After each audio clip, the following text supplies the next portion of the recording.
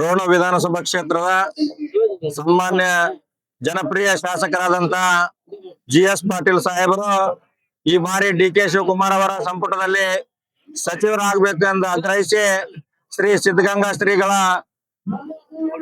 ಮಠದಿಂದ ಪಾದಯಾತ್ರೆಯನ್ನ ಏನು ಕೈಗೊಂಡು ಈ ಬೆಂಗಳೂರಿನ ಫ್ರೀಡಂ ಪಾರ್ಕ್ ನಲ್ಲಿ ಎಲ್ಲ ರೋಣ ವಿಧಾನಸಭಾ ಕ್ಷೇತ್ರದ ಕಾರ್ಯಕರ್ತರು ಮತ್ತು ಗದಗ ಜಿಲ್ಲಾ ಎಲ್ಲ ಜಿ.ಎಸ್. ಪಾಟೀಲ್ ಸಾಹೇಬರ ಅಭಿಮಾನಿಗಳು ಏನ್ ಹಕ್ಕೊತ್ತಾಯವನ್ನು ಮಾಡ್ತಾ ಇದ್ದೇವೆ.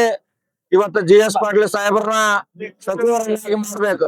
ಯಾಕಪ್ಪ ಅಂದ್ರ ಸುಮಾರು 45 ವರ್ಷಗಳ ಸುದೀರ್ಘ ಕಾಂಗ್ರೆಸ್ ಪಕ್ಷದಲ್ಲಿ ಪಕ್ಷ ಸಂಘಟನೆಯನ್ನು ಮಾಡಿ ಕಾರ್ಯದರ್ಶಿಯಾಗಿ, ಜಿಲ್ಲಾ ಅಧ್ಯಕ್ಷರಾಗಿ, ರಾಜ್ಯ ಸಂಘಟನಾ ಕಾರ್ಯದರ್ಶಿಯಾಗಿ ಕೆಪಿಸಿಸಿಯಲ್ಲಿ ಕೆಲಸವನ್ನು ಮಾಡಿ ಪಕ್ಷಕ್ಕಾಗಿ ಹಗಲಿರುಳು ಶ್ರಮಿಸಿದಂತ ಒಬ್ಬ ಹಿರಿಯ ಮುತ್ಸದ್ದಿ ರಾಜಕಾರಣಿಯನ್ನ ಈ ಬಾರಿ ಸಚಿವರನ್ನಾಗಿ ಮಾಡ್ಬೇಕಂತ ಎಲ್ಲಾ ಮುಖಾಂತರ ಒತ್ತಾಯ ಮಾಡ್ತಿದ್ದೇವೆ. ಅದೇ ರೀತಿ ಇವತ್ತೇನು ಎಚ್.ಕೆ. ಪಾಟೀಲ್ ಸಾಹೇಬರು ನಿರಂತರವಾಗಿ ನಮ್ಮ ಪಕ್ಷ ಅಧಿಕಾರದಲ್ಲಿದ್ದಾಗ ಏನು ಸಚಿವ ಸ್ಥಾನವನ್ನು ಅನುಭವಿಸ್ಕೊಂತ ಬಂದಿದ್ದಾರೆ.